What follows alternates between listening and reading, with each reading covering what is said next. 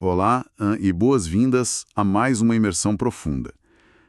Hoje o nosso foco é entrar nos bastidores de um universo que molda absolutamente tudo ao nosso redor. Tudo mesmo. Exato, desde a cor da embalagem lá na prateleira do supermercado até o algoritmo que decide qual anúncio vai aparecer na tela logo em seguida. A gente vai explorar essa arquitetura invisível de como as grandes marcas tomam decisões. E o detalhe mais importante aqui é que aquele instinto puro, sabe, aquela figura do executivo de terno que bate na mesa e diz que sente que o mercado quer tal coisa? O famoso achismo, né? Isso, o achismo ficou totalmente no passado. A nossa discussão hoje é sobre a ciência real de capturar e decodificar o comportamento humano usando dados. Sensacional. E a base para essa nossa investigação de hoje é um material técnico incrivelmente detalhado chamado MBU 505 Unidade 2 de 5, Pesquisa de Marketing, Coleta, Análise e Uso de Dados na Tomada de Decisão. É um nome longo, mas o conteúdo é ouro. Com certeza. E a nossa missão com essa fonte não é só repassar um monte de conceito metodológico chato, mas sim extrair a inteligência estratégica que está por trás deles. Aham. O nosso objetivo é entender a jornada ponta a ponta da pesquisa de mercado. Vamos investigar desde aquele momento em que uma organização percebe que tem uma lacuna de conhecimento, as ferramentas que eles usam para caçar essa informação no mundo real e o mais crucial de tudo. Como esses números frios viram estratégia, né? Exatamente. Como eles são traduzidos em ações que simplesmente dominam a concorrência. E, é um tema empolgante demais, porque para quem já acompanha o mundo dos negócios, a diferença entre uma empresa que prospera e uma que afunda quase sempre está na qualidade da informação que ela consome. Total. Entender essa engrenagem toda é quase como ganhar uma visão de raio-x do mercado. Ao longo dessa imersão, a gente vai conectar essas teorias com o que acontece lá nas trincheiras das empresas, no dia a dia. E essa visão de raio-x muda completamente a perspectiva de quem apenas consome para quem compreende a lógica intrínseca da oferta e da demanda num nível quase molecular. E eu prometo, para quem nos ouve, alguns bons momentos de revelação hoje, porque a forma como a pesquisa de marketing evoluiu para capturar as nossas motivações mais ocultas é no mínimo fascinante. Sem dúvida nenhuma. Certo, vamos desvendar isso então.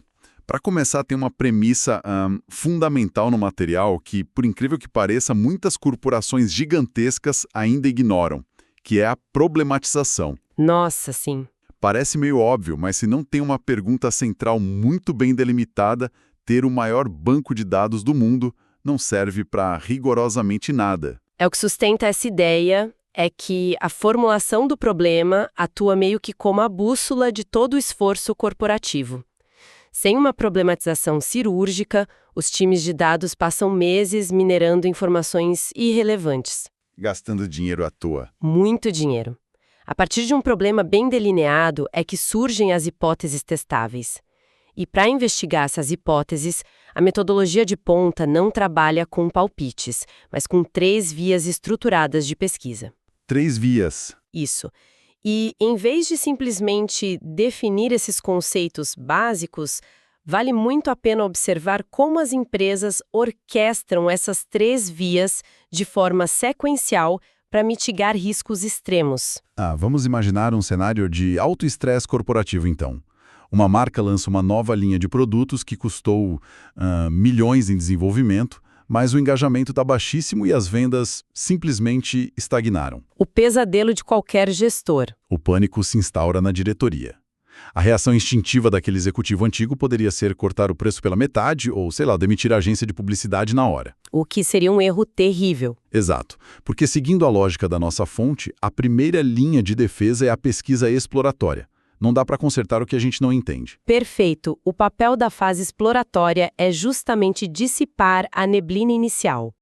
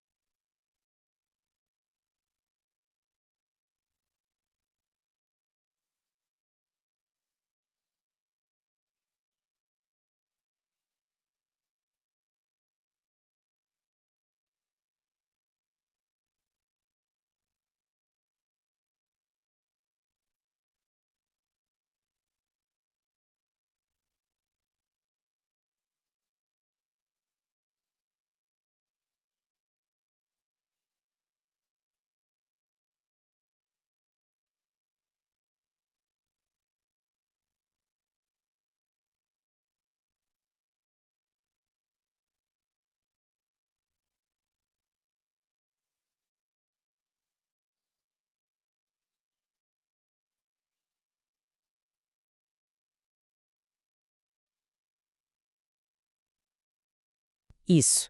E em vez de simplesmente definir esses conceitos básicos, vale muito a pena observar como as empresas orquestram essas 3 vias de forma sequencial para mitigar riscos extremos. Tá, vamos imaginar um cenário de alto estresse corporativo, então. Uma marca lança uma nova linha de produtos que custou milhões em desenvolvimento, mas o engajamento está baixíssimo e as vendas simplesmente estagnaram. O pesadelo de qualquer gestor. O pânico se instaura na diretoria.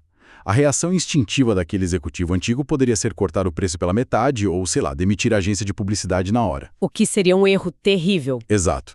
Porque, seguindo a lógica da nossa fonte, a primeira linha de defesa é a pesquisa exploratória. Não dá para consertar o que a gente não entende. Perfeito. O papel da fase exploratória é justamente dissipar a neblina inicial. É o momento de ir a campo, sem aqueles roteiros super engessados, conversar com um grupo pequeno de consumidores e tentar descobrir qual é o gargalo. O problema é o sabor? A embalagem está confusa? O preço está fora da realidade que eles percebem? E ela fornece os primeiros indícios qualitativos. Aí, uma vez que a empresa tem essas pistas, digamos que eles descobriram lá na exploratória que a embalagem não está transmitindo o valor premium do produto, o jogo muda para a segunda via, que é a pesquisa descritiva. Que é onde a coisa começa a ganhar volume, né? Exatamente. Agora não se trata mais de intuição ou de umas conversas informais com meia dúzia de pessoas. O objetivo é dimensionar o tamanho do problema. A organização dispara instrumentos estruturados para quantificar essas suspeitas em larga escala. Ou seja, mapear com precisão matemática as características desse público. Isso. Frequência de compra, sensibilidade a diferentes fatores, tudo isso entra na conta da descritiva. E aí que a gente chega na cereja do bolo, que é a pesquisa causal. Porque saber que as pessoas acham a embalagem confusa é uma coisa, mas provar o que realmente faz a mão delas ir lá e pegar o produto para comprar é outra história completamente diferente. É aí que as empresas colocam um jaleco de cientista. Totalmente. Na pesquisa causal, eles isolam as variáveis. Pegam, por exemplo, algumas lojas piloto e mudam só o layout da prateleira, ou a iluminação em cima daquela nova linha de produtos e mantêm todo o resto intacto. Eles medem a relação de causa e efeito na veia. Se a iluminação mudar, as vendas sobem 10%. É o verdadeiro laboratório aplicado ao varejo. Só que aí vem a grande questão que surge nas salas de reunião, né? Especialmente sobre aquela pressão absurda de investidores querendo resultados para o trimestre. A tentação de pular etapas. Isso. A tentação de pular direto para a ação. Tipo, por que a gente não muda logo todas as prateleiras do país de uma vez e vê o que acontece? E a resposta baseada em inteligência competitiva é bem simples, na verdade. A impaciência custa caro. Agir sem essa base metodológica tripla, exploratória, descritiva e causal gera estratégias míopes, a pesquisa estrutura o risco financeiro. Ela transforma a roleta russa daquela coisa de tentativa e erro num processo de validação super controlado. Exato. E o que é fascinante aqui é como essa estruturação derruba um dos maiores mitos corporativos. Aquela velha guerra entre humanas e exatas. Isso, a falsa rivalidade entre os métodos qualitativos e quantitativos. Historicamente, tinha alas que defendiam com unhas e dentes que só os dados duros e estatísticos importavam. Enquanto o outro lado jurava que a empatia e a conversa eram a única salvação possível. Mas a nossa fonte de hoje destrincha muito bem que, para quem opera no estado da arte do mercado hoje, isso é um falso dilema. A verdadeira vantagem competitiva emerge da complementariedade. As corporações mais ágeis do mundo entenderam que precisam casar essas duas abordagens urgente. O qualitativo busca o porquê das coisas. Ele explora as motivações latentes, os gatilhos emocionais e os significados profundos que um produto tem na vida das pessoas. E o texto menciona o uso de técnicas antropológicas como a etnografia. Onde o pesquisador literalmente acompanha o dia a dia do consumidor, né? Sim. Isso permite a construção de personas baseadas em dores reais e não naqueles estereótipos demográficos rasos de sempre. Para quem está nos ouvindo, é a diferença clássica entre saber que alguém abandonou um carrinho de compras online, que seria o dado puramente quantitativo, e ir até a casa dessa pessoa para ver que ela abandonou a compra porque o botão do site era impossível de clicar com o polegar enquanto ela segurava um bebê chorando no colo. Um exemplo perfeito. O qualitativo te dá essa cena do bebê. Já o dado quantitativo busca o quanto. é a validação em massa. Traz a segurança de que aquele comportamento não foi um caso isolado de uma única mãe, mas uma tendência estatisticamente confiável de milhares ou milhões de usuários. O desdobramento natural dessa fusão é uma visão tridimensional do mercado. Quando uma empresa une o porquê do qualitativo com o quanto do quantitativo, ela deixa de só reagir ao passado e passa a antecipar o futuro. Essa mescla orienta o desenvolvimento de novos produtos, o tom de voz das campanhas e até a política de preços com uma precisão cirúrgica, compreendendo ao mesmo tempo as engrenagens racionais e emocionais de quem consome. E olha aqui é onde a coisa fica realmente interessante. Porque a gente já estabeleceu o valor gigantesco de ter essas informações todas. Mas a grande charada é como as organizações capturam essa realidade de forma confiável na prática. Sim, os pesquisadores têm um arsenal de ferramentas para caçar esses dados. E o material aprofunda o uso de 4 instrumentos bem clássicos. O primeiro, claro, são as entrevistas. Isso. E o foco não é apenas fazer um monte de perguntas robóticas, mas ter a flexibilidade de adaptar a conversa, no calor do momento, para extrair percepções que um roteiro fixo jamais alcançaria. As entrevistas em profundidade são a ferramenta ideal para escalar a complexidade do pensamento de um único indivíduo. E aí, em contraposição geométrica, a gente tem os questionários. Que são a ferramenta da amplitude e da padronização. A grande eficiência do questionário mora na sua capacidade de tabulação rápida. Em questão de horas, milhares de respostas estruturadas podem alimentar algoritmos que geram aqueles cruzamentos estatísticos complexos ideais para as pesquisas descritivas que a gente mencionou antes. E o terceiro instrumento trazido para o texto é algo que parece saído de um documentário da vida selvagem. A observação. Eu, particularmente, acho a observação o método mais revelador de todos, porque simplesmente elimina o intermediário. O pesquisador não pergunta o que a pessoa faria, ele apenas senta e assiste ao que ela de fato faz. Analisar a linguagem corporal de alguém diante de uma gôndola, o tempo de hesitação antes de pegar uma marca concorrente, o movimento dos olhos. Você capta a verdade crua do comportamento de consumo, sem aquele filtro da racionalização humana tentando justificar as coisas. A potência da observação está em contornar as falhas da memória e do autoengano. As pessoas frequentemente não sabem explicar por que fizeram uma escolha por impulso. E para adicionar isso, a gente tem o quarto instrumento, que são os painéis de consumidores. Ao contrário de uma entrevista isolada, que funciona tipo como uma fotografia de um momento, o painel é um filme em longa-metragem. É o que chamamos de análise longitudinal. O mesmo grupo de consumidores é monitorado de forma contínua por meses ou até anos, O que possibilita mapear a evolução de um hábito, a adoção de novas tecnologias ou até a transição de lealdade entre marcas ao longo do tempo. mas tem um detalhe. A análise longitudinal levanta uma dúvida muito prática. Verdade. Se um grupo sabe que está sendo monitorado por anos a fio, eles não correm o risco de se tornarem pesquisadores profissionais. O comportamento não acaba ficando meio artificial só pelo fato de estarem ali no holofote o tempo todo? Esse é definitivamente um dos calcanhares de Aquiles dos painéis e exige muita sofisticação técnica para ser mitigado. Metodologias rigorosas aplicam a rotação de participantes e técnicas indiretas de coleta, justamente para evitar o que a gente chama de fadiga do painel ou o condicionamento das respostas. Só que o texto traz uma provocação ainda mais urgente para o cenário atual que a gente vive. Ah, sim. Com a velocidade brutal em que as tendências mudam, as empresas estão realmente escolhendo essas ferramentas pela eficácia estratégica. O que a gente observa muitas vezes é a conveniência operacional dominando tudo. Disparar um questionário online de múltipla escolha para 10 mil e-mails é barato e gera uns gráficos coloridos super bonitos no dia seguinte. Mas basear toda a estratégia de uma multinacional no caminho mais fácil pode gerar uma miopia devastadora a médio prazo. E se a gente conectar isso a um cenário mais amplo, fica muito evidente que ter acesso aos instrumentos de coleta é só o bilhete de entrada no jogo. O dado bruto lá, isolado num servidor, é peso morto. A virada de chave onde a verdadeira vantagem competitiva acontece de verdade é na mesa de análise. Como transformar esse mar de respostas, observações e cliques em direcionamentos de negócio inquestionáveis? E o material ilustra essa transformação de forma muito brilhante, com um estudo de caso focado no setor de serviços. Mais especificamente, uma rede de academias. Isso. A riqueza desse exemplo está em traduzir conceitos estatísticos que parecem super abstratos em alavancas de crescimento prático. A análise deles começa com a aplicação da técnica de clusters ou o agrupamento de dados. E o mais interessante sobre os clusters é que eles superam de vez aquela segmentação antiga e preguiçosa baseada só em homens de 20 a 30 anos. A rede de academias pegou a base de dados comportamentais e identificou padrões muito mais profundos. Eles descobriram, por exemplo, um cluster de novos alunos cuja única motivação era o emagrecimento rápido.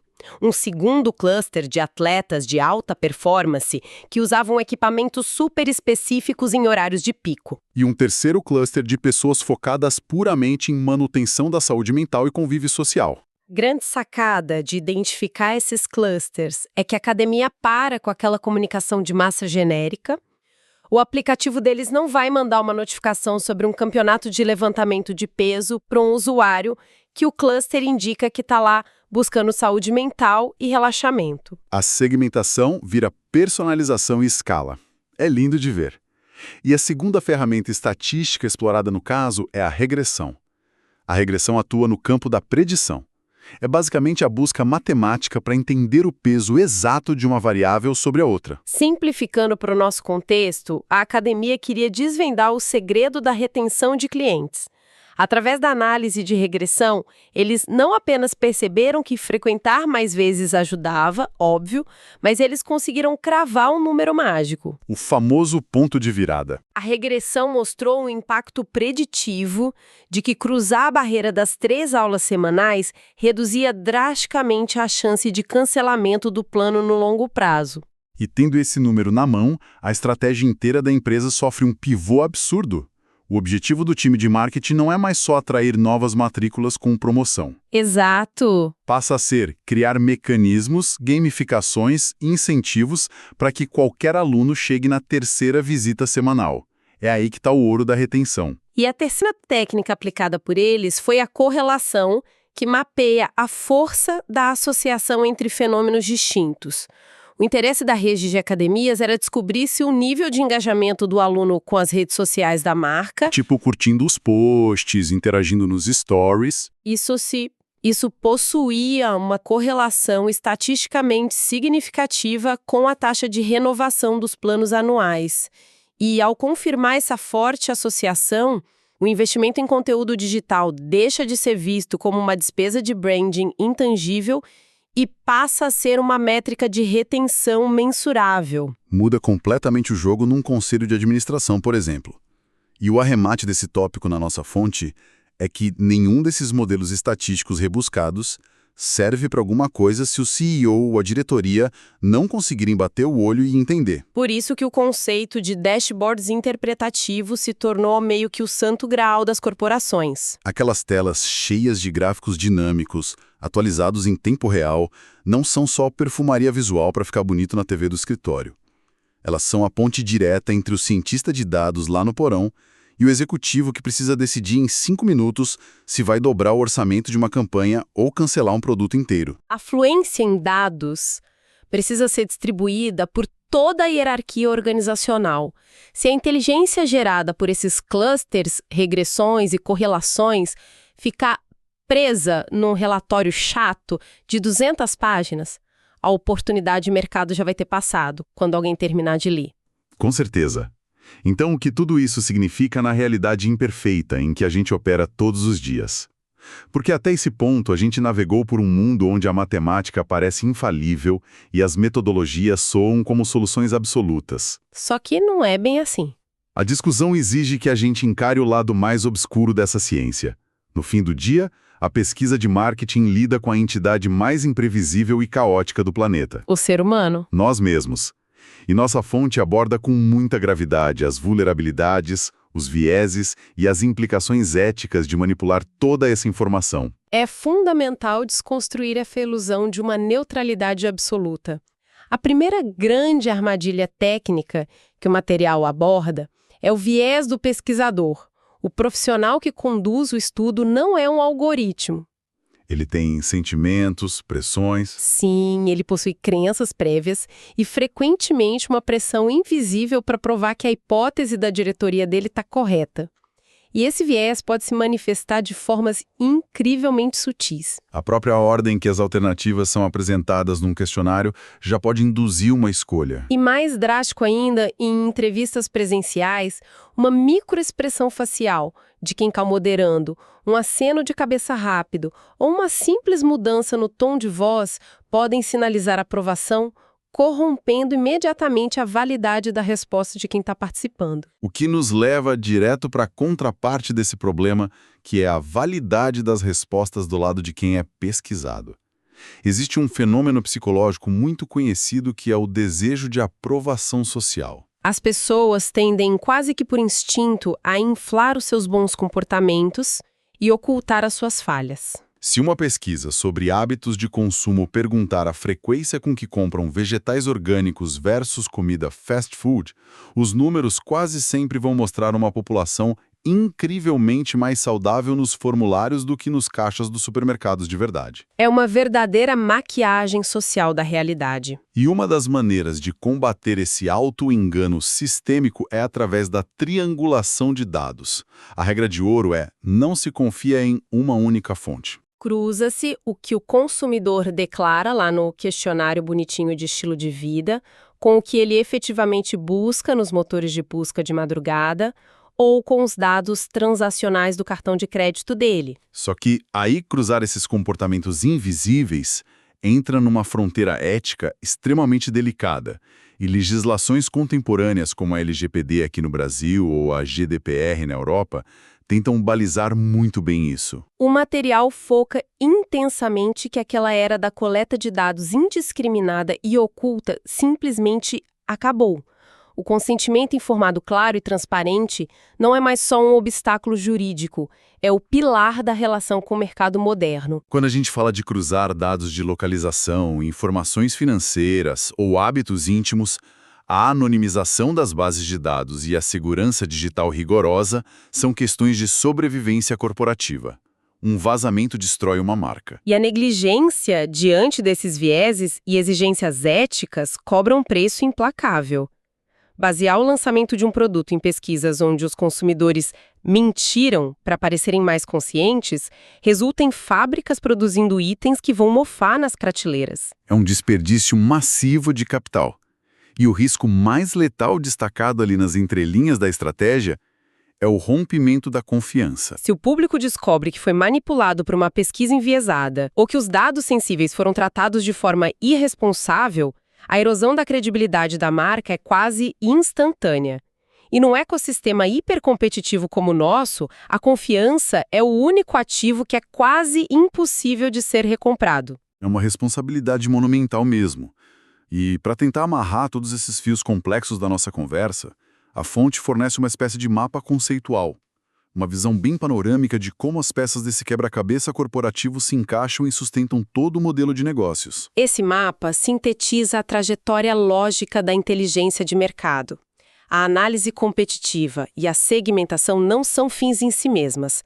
Elas servem para esculpir a compreensão profunda da persona. Reconhecer a persona é o que dita o desenho da jornada do consumidor, mapeando cada ponto de atrito e cada oportunidade de encantamento. A mensagem central que fica é que a pesquisa de marketing não é só um anexo do departamento de vendas. Ela é a base estrutural que valida a proposta de valor da marca. Sem essa base, qualquer tática de engajamento final é só barulho aleatório no mercado. A pesquisa é o diferencial absoluto que transforma a incerteza em uma estratégia que pode ser executada. É realmente impressionante contemplar como uma estrutura metodológica tão rigorosa tenta mapear a complexidade caótica da vida cotidiana. E a partir de todo esse mergulho nas metodologias, nos vieses e na ética por trás da tomada de decisão corporativa, tem um desdobramento que nos convida a uma reflexão bem mais profunda. Sim. A gente discutiu exaustivamente hoje sobre o desejo de aprovação social, a nossa tendência natural como humanos de moldar as respostas para projetarmos versões melhores, mais cultas ou mais conscientes de nós mesmos quando a gente está sendo avaliado. Fazemos isso o tempo todo. Ao mesmo tempo, nós entendemos que são exatamente essas pesquisas, esses bancos de dados imensos que ditam as estratégias das maiores organizações globais, definindo o que vai ser produzido, como vai ser vendido e quais narrativas vão dominar a mídia. O que nos deixa com um paradoxo bem intrigante para pensar. Exatamente. O meu ponto final é, se as indústrias calibram as suas bússolas bilionárias com base nas informações que nós mesmos fornecemos, mas nós somos meio que programados para dissimular nossas pequenas falhas nessas coletas de dados, até que ponto o mercado moderno está criando soluções para quem nós realmente somos no dia a dia e não para aquele avatar idealizado que a gente finge ser num formulário online? Olha, essa reflexão atinge o cerne da tensão entre o ser humano real e o consumidor projetado. Coloca totalmente em xeque a ideia de que mais dados automaticamente vão gerar mais verdade. É um ciclo vicioso, né? É um convite excelente para olharmos criticamente, não apenas para as marcas que a gente consome, mas para a nossa própria participação invisível na engrenagem que orienta essas marcas. Foi essencial destrinchar essas dinâmicas fundamentais hoje. Sem dúvida nenhuma. E nós agradecemos imensamente a companhia de quem nos ouve em mais essa imersão profunda, que esse conhecimento sirva como uma nova lente para vocês observarem o mercado. Continuem sempre questionando o que está por trás das prateleiras, dos anúncios e das tendências ao redor. Um grande abraço e até a próxima análise.